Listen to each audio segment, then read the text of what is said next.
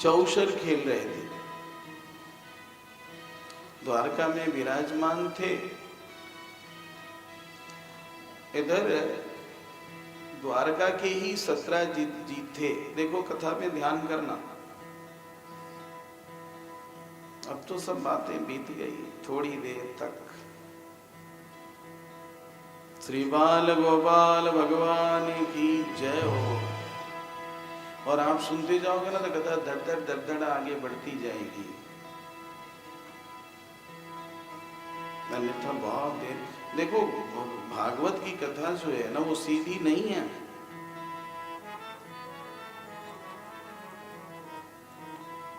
राम कथा की तरह कृष्ण की कथा सीधी नहीं है। कृष्ण भगवान को भी देखती हो ना, कभी सीधे खड़े होते हैं वो?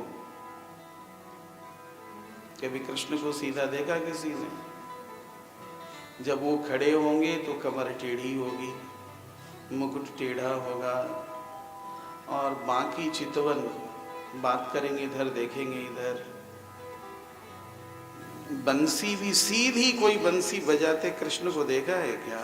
बंसी भी यूं होगी, पांव भी टेढ़ा, कमर भी टेढ़ी, छाती भी टेढ़ा, मुख भी टेढ़ा, जूड़ी भी टेढ़े, मुकुट भी टेढ़ा, वो बंसी भी टेढ़ी रहती है। उसी तरह से उनकी कथा भी बहुत टेढ़ी है। इसको सीधी करने में व्यास लोगों को सीधा हो जाना पड़ता है। बाल गोपाल भगवान की जय हो। एक भगत ने कहा कि हमारे कन्हैया टेढ़े हैं। अब राम जी जहां खड़े होंगे, कभी टेढ़े खड़े राम जी को देखा है? अब कृष्ण यहां भी खड़े हैं, वो आप देख लो इनकी बाकी झांकी, आदमी भ्रमित हो जाए। हाथ ऐसे किया हुआ है, पांव ऐसे किया हुआ है, सिर अजीब है। तो कहा कि भाई टेढ़े हैं कृष्ण, तो टेढ़े होने का कोई फल भी है क्या?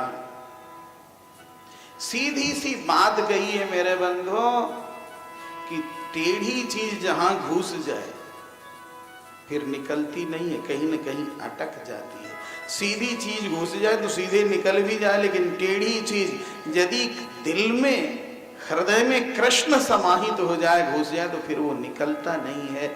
श्याम रंग चढ़ जायो गुजादिन है जाए बेड़ा पार, वो कहीं न कहीं अटक जाता है, कहीं न कहीं फंस जाता है। यही उनका टेढ़ापन है। और कथा भी समझनी है।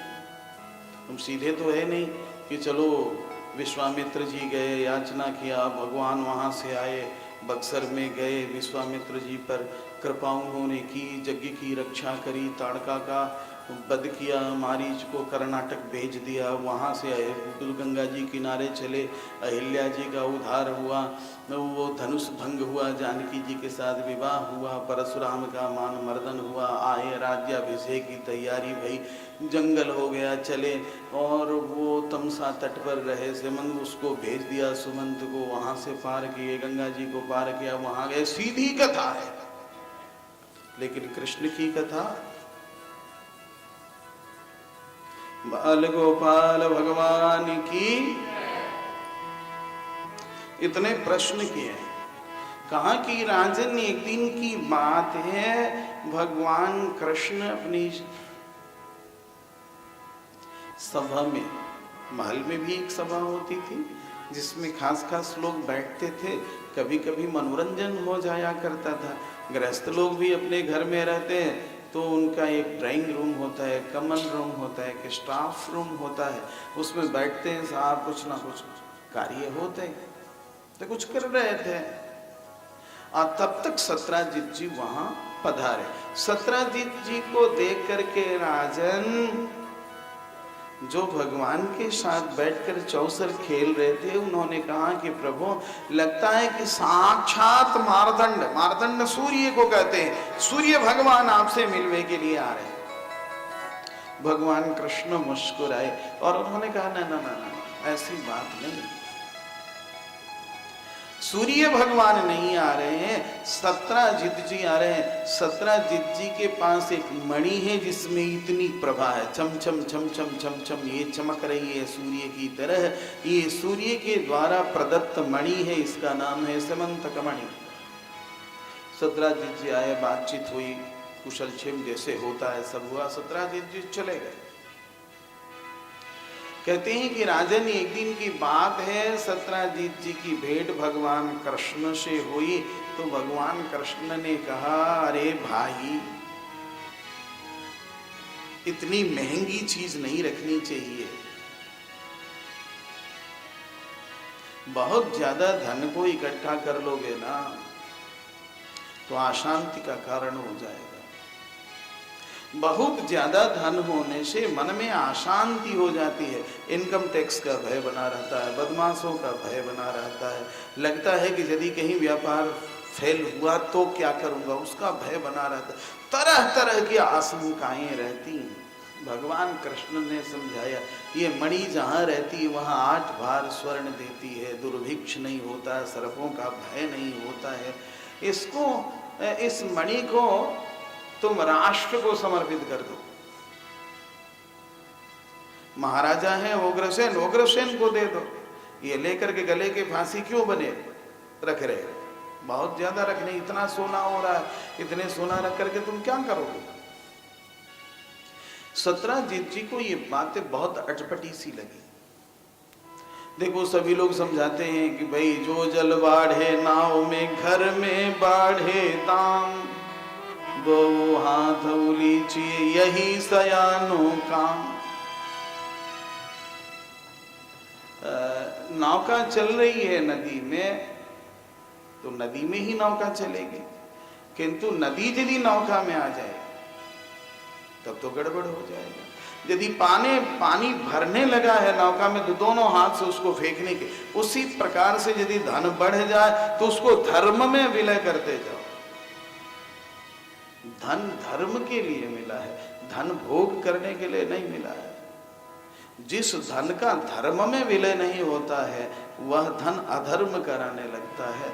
इसलिए श्री भरतलाल जी ने सबसे पहला प्रहार अर्थ पर किया है कि जिस अर्थ को प्राप्त करने में अनर्थ हो जाए, या जिस अर्थ के संचय में अनर्थ हो जाए, या जिस अर्थ की अभिप्सा में अनर्थ हो जाए, तो ऐसा अर्थ नहीं चाहिए। उन्होंने कहा अर्थन धर्मन काम रुचि। पहला प्रहार बंधु उसने अर्थ पर किया, वैसा अर्थ नहीं। इसलिए श्री संप्रदाय के लोग रंगनाथ भगवान से प्रतिदिन प्रार्थना करते हैं, श्रीमन्ना श्रीरंग श्रियमनुपद्रमा मनुदिनम संवर्धया। ए रंगनाथ भगवान, जो अनुपद्रमा धन है उसका अनुदिन माने रोज रोज संवर्धन कर। भरतलाल जी ने अर्थ पर प्रहार इसलिए किया कि अर्थ के लिए अनर्थ हुआ था, भगवान को जंगल जाना पड़ा। माँ ने जीत बांध दिया कि नहीं, जब राजा बनेगा तो मेरा ही बेटा बनेगा, इस अर्थ का मालिक मेरा पुत्र होगा, तब अनर्थ हो, इसलिए अर्थ पर बांध दिया। तो भाव ये है, बहुत अर्थ के, यदि अर्थ हो गया, यदि धन प्राप्त भया, धर्म में विलय करो, धन कभी घटेगा नहीं और तुम अजर अमर हो जाओ। इन्होंने रखा, लेकिन बातें समझाओ तो बातें समझ में भी नहीं आती है और बुरी भी लगती है। भगवान कृष्ण ने ये बातें समझाई, राजन सत्राजित को ये बातें अच्छी नहीं लगी थी। कहते हैं कि सत्राजित के छोटे भाई का नाम था प्रसेनजीत। एक दिन प्रसेन ने कहा कि भैया, आज मेरी इच्छा कर रही है कि मैं मणि को पहनूं। सत्राजित जी ने कहा कि लाला, ये मणि पहरवे के लिए नहीं है, मणि तो पूजा करने के लिए है। सूर्य भगवान प्रसन्न होकर के मणि प्रदान किए हैं कि तुम पूजन करना, तू कह रहा मैं पहनूंगा। प्रसेन ने कहा कि भैया, यदि मेरे प्रति आपके मन में यत्किंचित भी प्रेम हो तो मेरी अभिप्सा है बहुत दिनों से त्वरा के साथ प्रतीक्षा कर रहा हूं कि एक दिन मणि पहन करके मैं घूमूंगा। तो उन्होंने मणि दे दी। मणि पहन करके प्रसेनजीत गए, लेकिन लौट करके नहीं आए। राजन सत्राजित ने बहुत अन्वेषण करवाया, बहुत ढूंढवाया, लेकिन सत्राजित का कहीं पता नहीं चला। एक साथ दो मणि चली गई, सहोदर भाई मणि ही है। एक मां के पेट से भाई निकला, वो मणि महामणि है साहब। भाई लौट करके नहीं आया, और भगवान सूर्य के द्वारा प्रदत्त मणि है, जिससे 8 बार माने 8 क्विंटल सोना रोज निकलता है। सो मणि भी गई। बैठे रहे तो मन में संकल्प विकल्प हो रहा था, तरह तरह की बातें मन में आ रही थी, मन में शक होने लगा। देखो, संशय आत्मा का विनाश हो जाता है। मन में संशय नहीं रखना चाहिए, उसको स्पष्ट करना चाहिए। उसके मन में ये संशय हो गया कि कृष्ण ने कहा था कि ये मणि तुम महाराजा के यहाँ समर्पित कर दो, राष्ट्र को दे दो। मैंने ये मणि नहीं दी। मुझे तो ये पूर्ण विश्वास है कि कृष्ण ने भाई की हत्या करा दी और मणि ले लिया। ये शक हो गया। शकी आदमी बहुत खतरनाक होता है, कब किस पर उसका शक हो जाएगा, बाप रे। पति पत्नी में जो कलह होता, उस कलह का कारण एक शक भी होता है। मन में जहां शक हुआ, बन नहीं सकती बात। बात बात में शक होता है, एक बात से दूसरी बात निकले, दूसरी से तीसरी, वो भयंकर रक्त बीज की तरह रूप धारण करती। तो उसके मन में ये बातें आ गई और ये बातें प्रचारित हो गई, भगवान श्री कृष्ण तक ये बातें चली गई। कहते हैं कि राजन, डंडे की मार से तो निजात हो जाती है, लेकिन बातों की जो मार है ना, वो मार बहुत कठोर, बहुत खतरनाक होती है। इसलिए कभी किसी से बोलो तो बहुत समझ करके बोलो। कोई ऐसी बात ना कह दो कि उसका दिल उद्विग्न हो जाए। यदि दूसरे के दिल को तुम उद्विग्न करोगे, तुम्हारा दिल स्वतः उद्विग्न होने लगेगा। तस्मानो द्विजते लोकान, भगवान ने कहा। इसलिए ऐसी वाणी बोलिए, मन का आपा खोए, औरन को शीतल करे, आप ही शीतल हो। ऐसी बात कहो कि सुनने वाले का हृदय गदगद हो जाए, प्रसन्न हो जाए। कोई ऐसी बात मत कह दो कि ये दिल तो कांच के टुकड़े की तरह है कि चूर चूर हो जाए। कांच टूट जाए तो जुटता नहीं। ये बातें भगवान कृष्ण के कानों में पड़ी तो दिल टूट गया, बहुत कष्ट हुआ साहब। उन्होंने कुछ यदुवंशियों को द्वारका की सुरक्षा में प्रतिनियुक्त किया। कुछ यदुवंशियों को लेकर के जंगल की ओर चले। जंगल में जाने के बाद उन्होंने देखा कि प्रसेनजीत मरा पड़ा हुआ है, वहां पर मणि नहीं है। प्रसेन जहां मरा पड़ा है वहां पर सिंह के पदचिन्ह दिखाई पड़ रहे हैं। तो भगवान कृष्ण ने अनुमान किया कि प्रसेन की हत्या सिंह ने कर दी। तब मणि लेकर के वह गया। आगे बढ़े भगवान तो उन्होंने देखा कि सिंह मरा पड़ा हुआ है, फिर भी वहां मणि नहीं है। वहां से ऋक्ष का पदचिन्ह दिखाई पड़ा। उस पदचिन्ह को देखते हुए भगवान आगे की ओर बढ़े तो एक कोटर दिखाई पड़ा, एक गुफा दिखाई पड़ी। वहां से पदचिन्ह दिखाई नहीं पड़ा। भगवान ने अनुमान लगाया कि सिंह की हत्या ऋक्ष ने की है, भालू ने की है। भालू इसी में है और मणि इसी में है, और हर हालत में ये मणि निकाल करके मुझे समाज के सामने देना है। कि कृष्ण इस तरह के घिनौने कार्य नहीं कर सकते, किसी की संपत्ति को लूट नहीं सकते। कृष्ण ने जहां भी, कृष्ण जरासंध के यहाँ गए हैं तो उसके बेटे को वहां का राजा नियुक्त कर दिया है। प्रागज्योतिषपुर में गए हैं, नरकासुर का वध किया है तो उसके बेटे भगदत्त का राज्याभिषेक कर दिया। किसी का एक कण भी कृष्ण ने नहीं लिया।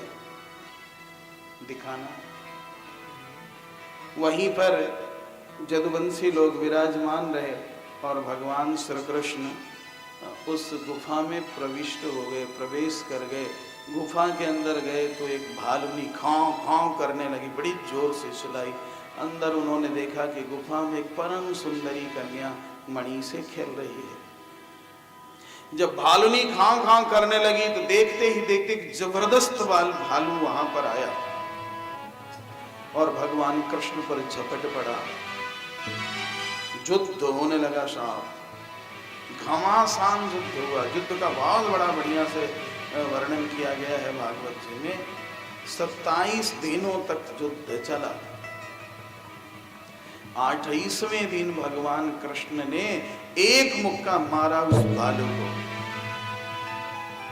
कृष्ण मुष्टि विनिस्पात निष्पिष्टांगोरुबंधनः क्षीण सत्व स्विन्न गात्रस्तमाहातीव विस्मितः। एक मुक्का मारा, मुक्का मारते ही वो एकदम खड़ा हो गया। खड़ा होकर के हाथ जोड़ा। हाथ जोड़ने के बाद भालू ने साष्टांग किया और कहने लगा, त्वं हि विश्वसृजां स्रष्टा सृज्यानामपि यच्च सत् कालः कलयतमीशः परयात्मा तथात्मनाम्। कहने लगा कि प्रभु मैंने आपको पहचान लिया है, आप ही परम पुरुष हैं, पूर्ण सनातन ब्रह्म है। विश्व की सृष्टि, उसका पालन और सृष्टि का लय, ये सब कुछ आप में ही होता है, फिर भी उससे बहुत अलग रहते हैं। काल के काल आप हैं, काल आपके अधीन है, आप काल के अधीन नहीं हैं। आप सभी आत्माओं में परमात्मा रूप से विराजमान हैं। सभी प्राणों के प्राण, ओज के ओज, बल के बल आप हैं प्रभु। मैं आपके शरण में हूं। तो भगवान ने पूछा, भाई तू कौन है?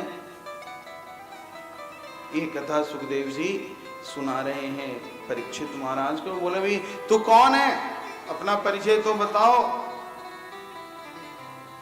तो उस भालू ने मस्तक झुका करके हाथ जोड़ करके कहा कि प्रभु मेरा नाम जाम्बवान है, जामवंत भी लोग मुझे कहते हैं।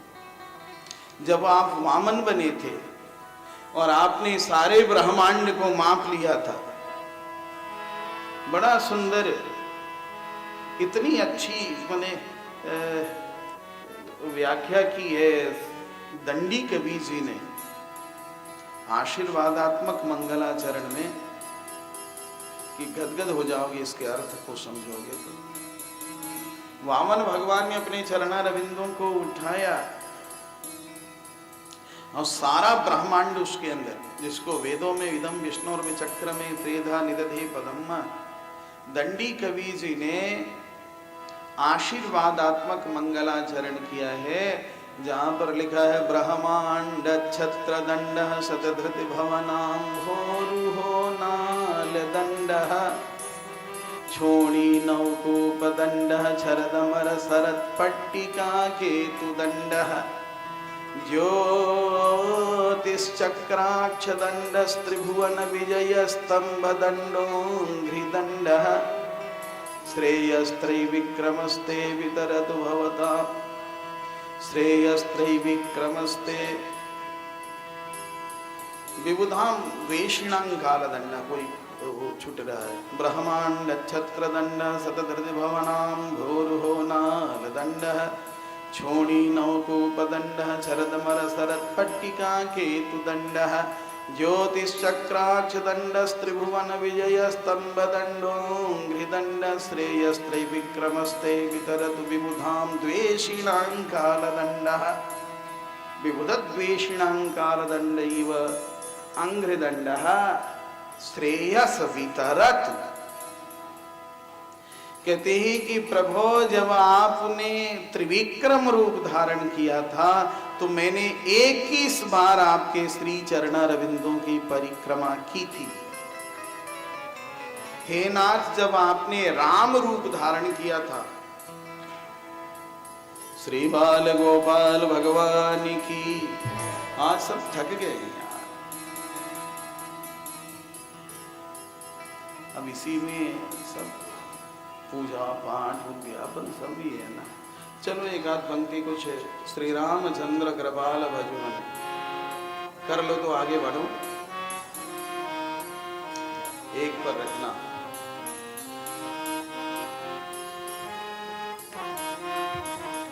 सभी लोग मेरे साथ बोलना, श्री रामचंद्र कृपालु भजो हरण भव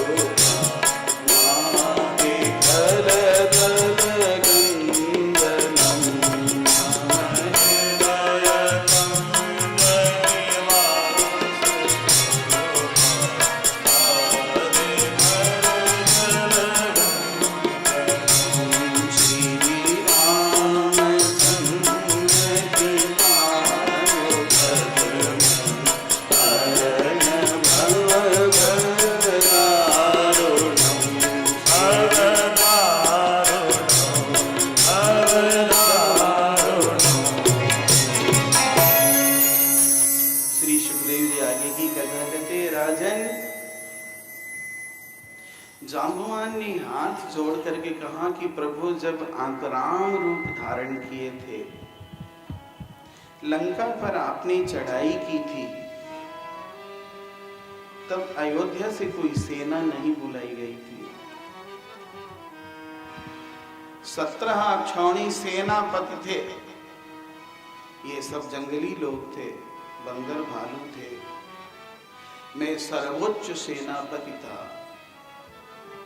लंका पर विजय से प्राप्त हो गई, अम्मा जी प्राप्त हो गई। एक दिन स्फटिक शिला पर आप विराजमान थे, आपके श्री चरणारविंदों के नीचे में बैठा हुआ था। मेरे मन को बड़ा अहंकार हो रहा था सर्वोच्च सेनापति होने का। देखो ये मद छोड़ता नहीं है ना, कहीं ना कहीं बाल गोपाल भगवान की। देखा जाता है बड़े बड़े विद्वानों में भी, लेकिन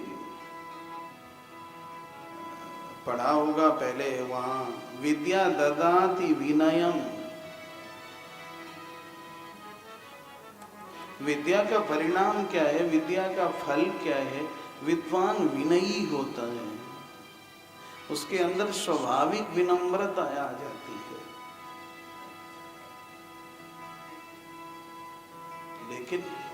लेकिन है अहम भाव, सौभग मद पर भगवान जो है अंतर्धान हो गए। कल की कथा सुनी थी, यहाँ मद भया है, जांबवान स्वयं स्वीकार करते, प्रभु मैंने कहा कि भगवान इस ब्रह्मांड में, कहा क्या बात है, कहो। कहे कि प्रभु युद्ध किया हूं, शरीर में दर्द हो रहा है, नस नस फट रहे हैं। तो कहा कि इस ब्रह्मांड में आपके अलावा ऐसा कोई बलिष्ठ नहीं है जिससे मैं थोड़ा, जिससे मेरा दर्द ठीक हो जाए। नस नस में दर्द हो रहा है, किससे हाथ मिलाऊं, किससे लड़ूं? कोई मेरे सामने है ही नहीं, है तो एक आप हैं, और आप मेरे स्वामी हैं, स्वामी से मैं कैसे युद्ध करूंगा? तो आपने कहा था कि ये मेरा मर्यादा पुरुषोत्तम अवतार है, जब मैं लीला पुरुषोत्तम बनूंगा तो तेरे शरीर के दर्द को ठीक कर दूंगा। हे नाथ, हे गोविंद, जैसे ही आप, उसने जाम्बवती जी का विवाह, अब तुम सोचोगे कि भालू की लड़की तो भालू नहीं होगी, तो भालू मनुष्य की भाषा बोलता है, भालू कहीं संस्कृत बोलता है। भालू कब सतयुग, कब त्रेता, कब द्वापर, कितने दिनों तक भालू जीवित रहता है। साक्षात ब्रह्मा ही जाम्बवान बने हैं, साक्षात शिव जी ही हनुमान बने हैं, हरते भे हनुमान। सब भगवान की सेवा के लिए लोग विविध प्रकार के रूपों को धारण किए हुए। तो उन्होंने जाम्बवती जी का विवाह किया और मणि दहेज में दे दी। जाम्बवती और मणि को लेकर के बाहर भगवान आए, तो 12 दिनों तक तो जदुवंशियों ने भगवान की प्रतीक्षा की थी। इसके बाद वो चले गए थे द्वारका में। द्वारका में हाहाकार मच गया था, ब्राह्मणों को बुला करके अनुष्ठान हो रहा था। दुर्गा देवी के सप्तसती बाँचे जा रहे थे, किसी तरह से जो है कि नहीं, कृष्ण कहाँ है, कैसे आएंगे, कौन सी विपत्ति उनके सामने आ गई है। अपने प्रिय के लिए मनुष्य क्या नहीं अनुष्ठान करता है, पूजन करता है, देवी देवता जगाता है। भगवान श्री कृष्ण पहुंचे तो खुशी की लहर पूरी द्वारका में छा गई। ये सूचना चारों तरफ फैल गई, मारे डर के थर थर कांपने लगे। सत्राजित जी, अपराध तो हुआ ही था, ऐसी बात कही थी कि दिल टूट गया था। सत्राजित जी भगवान के सामने आए, डरे हुए थे, सिर झुका हुआ था, नेत्र मिला नहीं पा रहे थे। उन्होंने कहा इसमें घबराने की बात नहीं, होता है कभी कभी, मन है ना, मन बहुत चंचल है, मन संकल्प विकल्प करते रहता है, मन में उल्टी बातें बहुत आती है। सीधी बातें तो कम आएगी, उल्टी बातें बहुत ज्यादा आएगी, इसलिए सदैव सत्संग करने की आवश्यकता है। कहा ठीक है, ये रही आपकी मणि, समाज को दिखा दीजिए, आपके भाई की हत्या मैंने नहीं की थी, मणि है, आपके भाई को सिंह ने मारा, सिंह को ऋक्ष ने मारा, वहां से मैं मणि ले आया, मणि ले जाइए। तो सत्राजित ने कहा कि महाराज ये मेरी कन्या है सत्यभामा, और आपके श्री चरणारविंदों में मेरी प्रार्थना यही है कि आप सत्यभामा को स्वीकार कर लीजिए, आपसे योग्य वर हो नहीं सकता है और दहेज में ये मणि ले लीजिए। कहा ठीक है। सत्यभामा जी के साथ भगवान कृष्ण का विवाह हुआ। दहेज में मणि उन्होंने तो कहा मणि तो आप अपने पास ही रखिए, इससे जो स्वर्ण निकलता वो राष्ट्र की सेवा के लिए दे दीजिए। बाद में जब तक आप हैं, बाद में आपका, अरे भाई लड़का तो है नहीं, भाई जाए गया ही, लड़की ही है। जो दौहित्र होगा वही आपका अर्धदौहिक संस्कार करेगा, संपत्ति का मालिक वही होगा, देखा जाएगा। अब मणि उन्हीं के पास रह गई। देखो सत्यभामा जी जो है ना, कहते हैं कि जो ब्रज की राधा रानी थी ना, कहीं कथा आई होगी, ब्रज की राधा रानी ही द्वारका में आ गई है, इनकी पालिता पुत्री है जिसका नाम इन्होंने सत्यभामा रखा। ऐसी चर्चा भागवत दर्शन में हुई है। श्री बाल गोपाल भगवान की जय हो। इधर शतधन्वा को कृतवर्मा एवं अक्रूर ने, कृतवर्मा संबंधी है और अक्रूर नाते में चाचा है, वही अक्रूर, उनकी बुद्धि उस समय ब्रज में कैसी थी और अभी देखो क्या हो रहा। इसलिए लगता मुझे ये है कि बुद्धि स्थिर नहीं रहती है। थोड़ा ठीक करे, बुद्धि में विपर्य होते रहता है। इसलिए सदैव अपने से बढ़िया लोगों का संग करना चाहिए। आज ऐसी बुद्धि बनी हुई है, जरूरी नहीं है कि ऐसी बनी रहेगी। संसर्गजा दोष गुणा भवंती, बुद्धि में विक्षोभ हुआ करता है। जो अक्रूर, उनके चरित्र को आपने सुना है, ब्रज की यात्रा मैंने सुनाई थी, अक्रूर जी ब्रज की यात्रा की, वही अक्रूर है। स्वफल्क जी के लड़के हैं अक्रूर जी, इनके संबंध में चाचा लग गए। और कृतवर्मा वो भी संबंधी। इन दोनों ने समझा दिया सतधन्वा को कि देख कहां सत्यभामा से शादी तेरी होनी थी और मणि तुझे मिलनी थी, 17 जितने शादी तो कर दी कृष्ण से। अभी आप देखा नंदक हुआ है, बहकावे में आ गया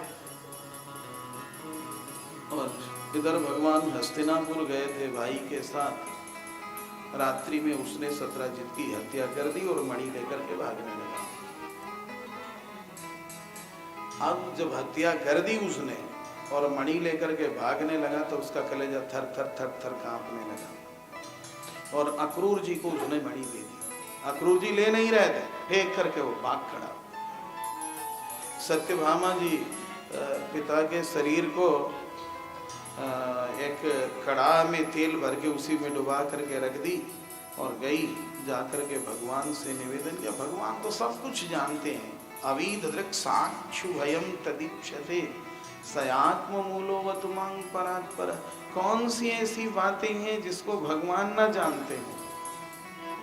बिन पग चले सुने बिन काना, तो सब जानते हैं।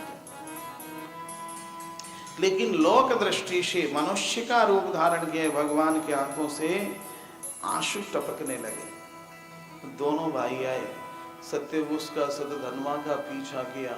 वो सतधन्वा वहां से भागते भागते मिथिलापुरी में आ गया था, पकड़ में आया, चक्र चलाया, सिर दाढ़ा लग हुआ, देखे वहां मणि नहीं है। बलराम जी ने कहा कि आप वहां अन्वेषण कीजिए, मणि कहाँ है, और मैं मिथिला में भी रह रहा हूँ। तो मिथिला में बलराम जी रह गए, भगवान यहाँ लौट करके आए और जब देखा क्रूर जी ने कि अरे राम राम सतधन्वा मारा गया, अब तो ये आफत मेरे सिर पर आने वाली, मारे डर के भाग गए। तरह तरह की चर्चा हो रही है, अक्रूर जी संत थे भाग गए और इसलिए दुर्भिक्ष हो रहा। क्या क्या माने? अरे ऐसा कुछ, भगवान जहां है समृद्धि वही है, लक्ष्मी वही है। अक्रूर जी का ननिहाल था काशी में, काशी नरेश नाना थे। तो अक्रूर जी आए, उन्होंने मणि प्रदान की, कहा कि मणि तो आप ही रखिए, हमने नहीं रखनी है मणि। सत्यभामा जी को दिखा दिया, मणि ऐसे ऐसे गई, फिर उनको दे दी। श्री बाल गोपाल भगवान की जय हो। एवं व्यवसितो बुद्ध्या सत्राजित स्वसुधाम शुभाम। अब कहते हैं कि प्रभु अन्य भी शादियां उनकी हुई थी, वे लोग कौन कौन थी कृपा करके बतावें। तो इस क्रम में मैं नाम आप लोगों को गिना देता हूं। पहली तो रुक्मणी जी थी। रुक्मणी जी के गर्भ से प्रद्युम्न चारुदेशन सुदेशन चारुदेह सुचारु चारु गोप्त भद्रचारु चारु चंद्र बिचारु और चारु 10 पुत्र हुए और एक कन्या हुई थी।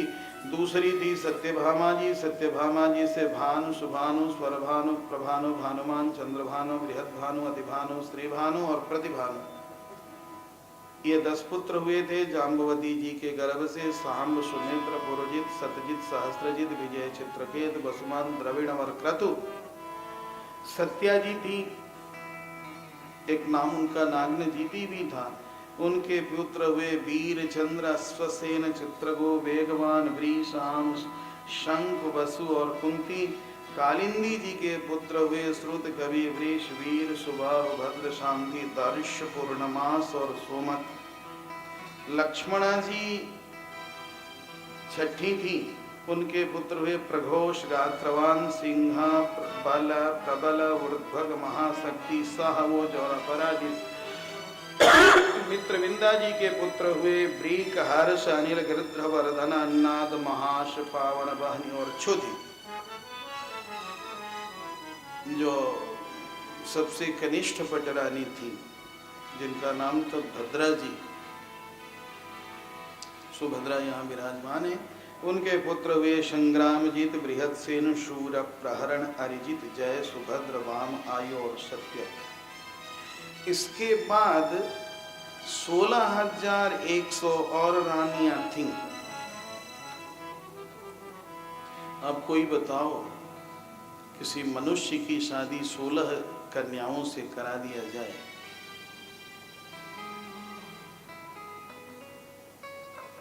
एक से शादी हो जाए तो फिर उसी में तो जिंदगी बीत जाती है। गृहस्थी का गड्ढा भरता नहीं, सारे बाल उड़ जाते, एक ही में 16 हो जाता तो उनकी 16,108 है साहब। बोला वो 16,100 कौन थी? इधर रुक्मणी जी से भगवान का संवाद हुआ है, बड़ा रोचक ढंग से। समय का संकोच है, बहुत बढ़िया से ढंग से वो वर्णन किया है। श्री बाल गोपाल भगवान की जय हो। जल्दी चले जाना ध्वजा चढ़ाने के लिए, जल्दी आना तो फिर पूर्णाहुति करेंगे।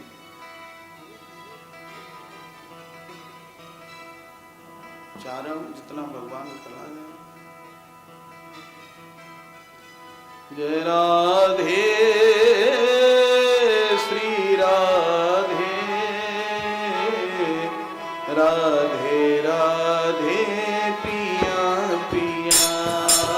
जय राधे श्री राधे राधे राधे पिया पिया।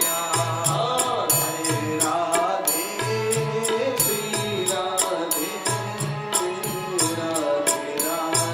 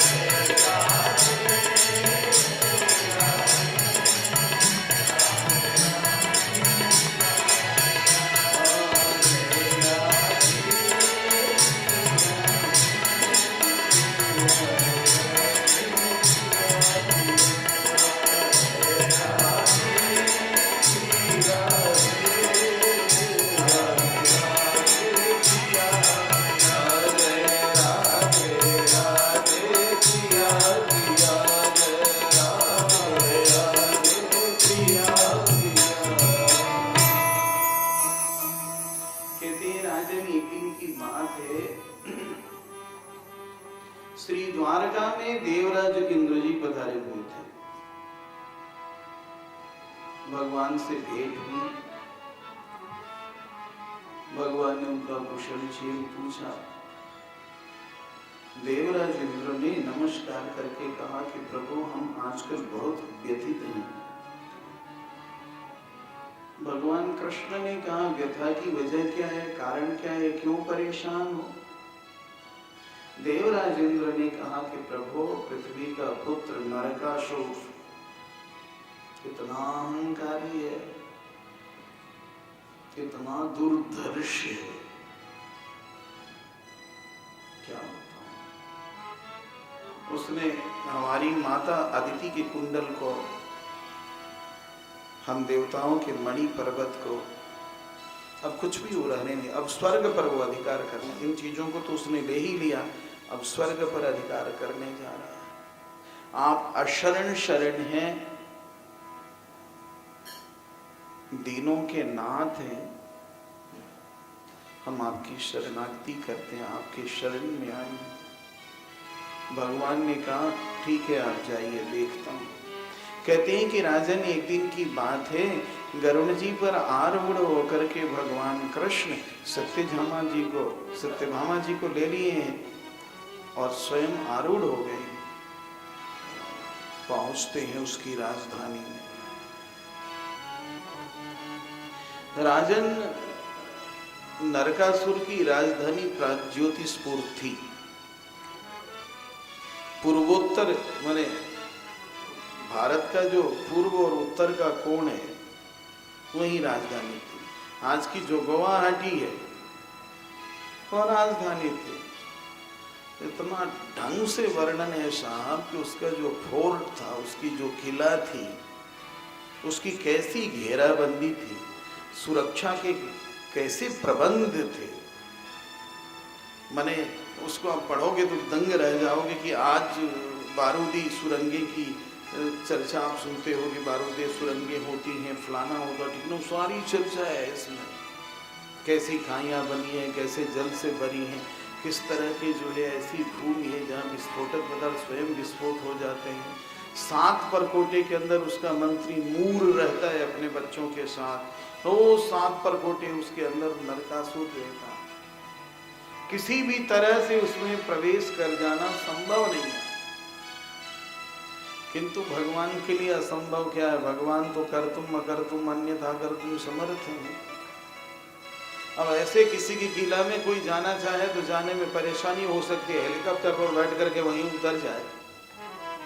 तो गरुड़ की तो अप्रतिहत गति है, वेदात्माएं गरुण जी पर आरूढ़ होकर के राजन भगवान उसकी राजधानी में, उसके किला में प्रवेश किए। मूर का विनाश, उसके बच्चों का विनाश किया। इसके बाद वो सोया हुआ था, त्रिशूल लेकर के दौड़ा, उसका भी सिर धड़ कर दिया चक्र से।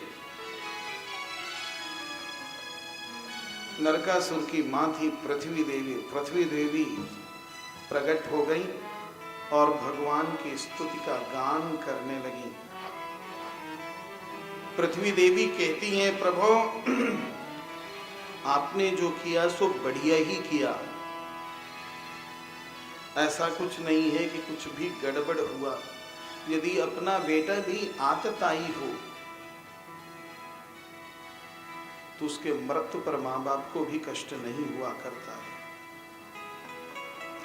आपने जो उसे कष्ट वो किया है, नमस्ते देव देवेश शंख चक्र गदाधर भक्तेक्षोपात्त रूपाय परमात्मन नमोस्तुते। नमः पंकजनाभाय नमः पंकजमालिने नमः पंकजनेत्राय नमस्ते पंकजांघ्रये अजाय जनयित्रस्य ब्रह्मणे अनन्तशक्तये परावरात्मन भूतात्मन परमात्मन नमोस्तुते। प्रार्थना की। उन्होंने पूछा, पृथ्वी देवी आप कह क्या रही हैं? आपने तो कह दिया ठीक है, मेरा बेटा आतताई था, उसका वध आपने कर दिया, ठीक ही हुआ। उसकी वजह से बहुत अशांति फैल रही थी, आपने इसका समर्थन किया। अब आप क्या कर रही हैं? स्तुति का गान करनी, कहना। कहा कि प्रभु उसका ये पुत्र है, मेरा पौत्र भगदत्त, ये मारे भय के थर थर कांप रहा है, इसे अभय दान दे दीजिए। भगवान ने उसको वरद हस्त दिया और वहां का राजा उसे घोषित कर दिया। उस जेल में 16,100 राजकुमारियां बंद थी। नरकासुर जिस राजा को हराता था उसकी राजकुमारी को ले आता था, किंतु अभिशप्त था वह, किसी राजकुमारी के साथ वह बलात्कार नहीं कर सकता था, उसके साथ कुछ ऐसा नहीं कर सकता था, तो ले आकर के उसको बंद कर देता था, प्रेरित करता था कि तुम मुझसे विवाह कर लो। 16,100 राजकुमारियां, जिसमें सबसे बड़ी थी रोहिणी जी, इन लोगों ने भगवान कृष्ण का दर्शन किया तो मुग्ध हो गई और इन्होंने मन ही मन संकल्प कर लिया कि मेरे पति तो कृष्ण ही होंगे। भगवान के श्री चरणारविंदों में राजन कल्प वृक्ष है, जो जैसी कामना करता उसकी पूर्ति भगवान कर देते हैं। भगवान के साथ 16,100 राजकुमारियों का विवाह हुआ। अब हो गई 16,108। 19,000 गोपिकाओं के साथ रास किया था, वो पत्नी हो गई 16,108। अब कृष्ण के साथ कोई अपनी तुलना करे तो उसको क्या कहोगे? कृष्ण परमात्मा है, कृष्ण भगवान है, ये सब भगवान की लीला है, किसी मनुष्य की लीला थोड़ी है। द्वारकापुरी में ये नहीं कि एक ही महल में सभी को रख दिया गया। 16,108 राजमहल बने। देवर्षि नारद जी महाराज जब गृहस्थ दर्शन करने के लिए, उनकी गृहस्थी के दर्शन करने के लिए गए हैं, 16,108 महलों में नारद जी गए हैं और सभी महलों में भगवान कृष्ण को देखा। बाल गोपाल भगवान की जय। आगे कहते हैं कि प्रभु बाणासुर की पुत्री थी उषा। बाणासुर विरोचन का लड़का था,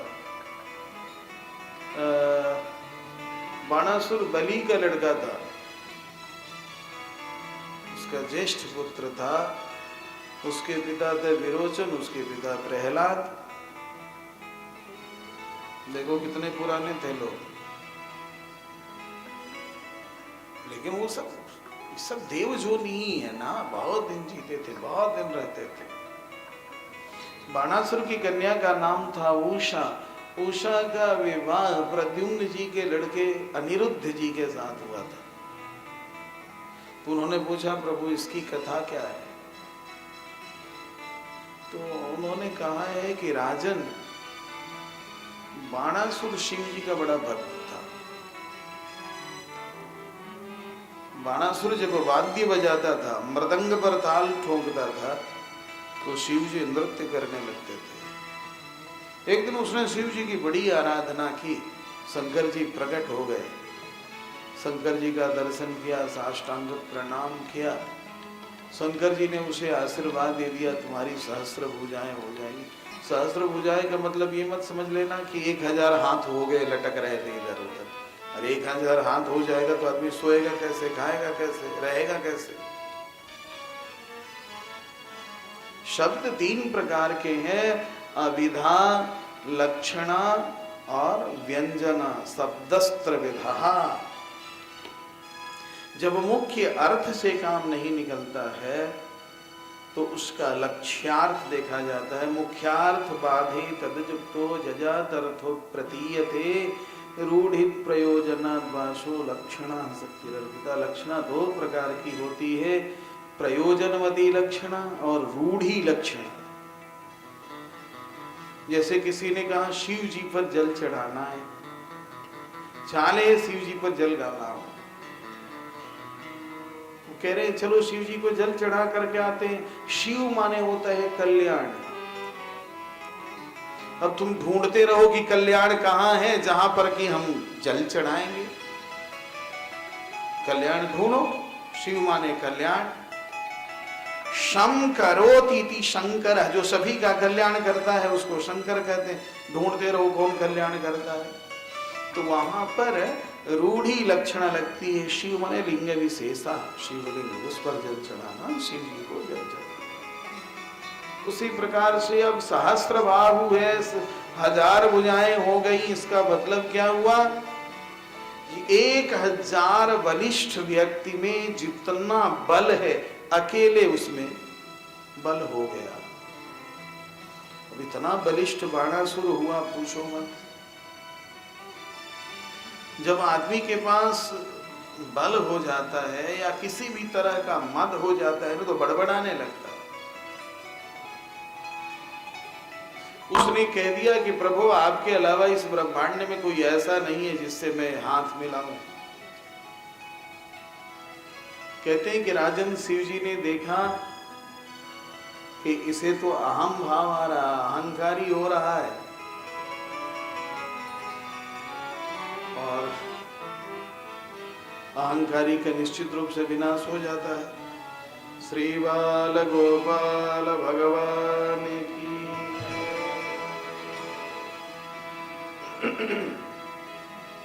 इधर शंकर जी से उसने वरदान भी मांग लिया था कि आप मेरे नगर की रक्षा कीजिए। भगवान सर्वभूतेशः शरण्यो भक्तवत्सलः वरेण छन्दयामास सतं वव्रे पुराधिपम्।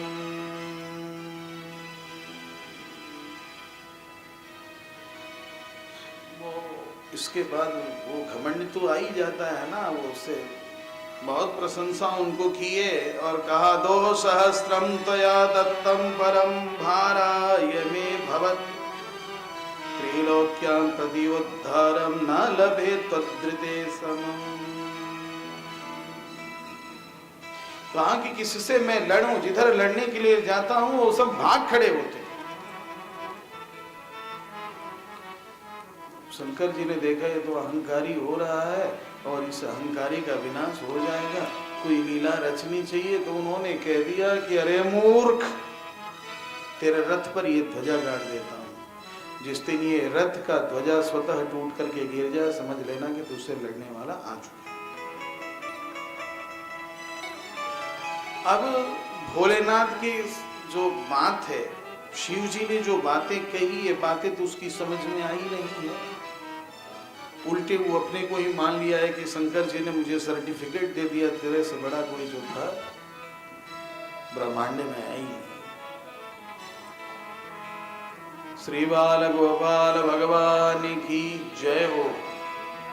उसकी लड़की थी, उसका नाम था उषा, परम सुंदरी उषा थी। ब्राह्मण की लड़की थी, जो ब्राह्मण उसके यहाँ मंत्री था उसकी लड़की थी चित्रलेखा। चित्रलेखा योगिनी थी, अंतःपुर में रखता था उषा को, जिससे कोई पर पुरुष उसे देख न पावे। उषा एक दिन स्वप्न में अनिरुद्ध जी को देखी तो उन्हीं पर मुग्ध हो गई, हाय हाय करने लगी। चित्रलेखा ने पूछा क्यों रो रही है? तो उसने कहा मैं उसे प्राप्त करना चाहती हूँ। अरे किसे तू प्राप्त करना चाह रही है? तो कहने लगी कि उसका नाम तो मैं नहीं जानती हूँ। अरे वो कहाँ का है ये जानती, कह नहीं वो कहाँ का है ये भी मैं नहीं जानती, लेकिन यदि वह मिलता नहीं है तो समझो कि उषा रह नहीं सकती।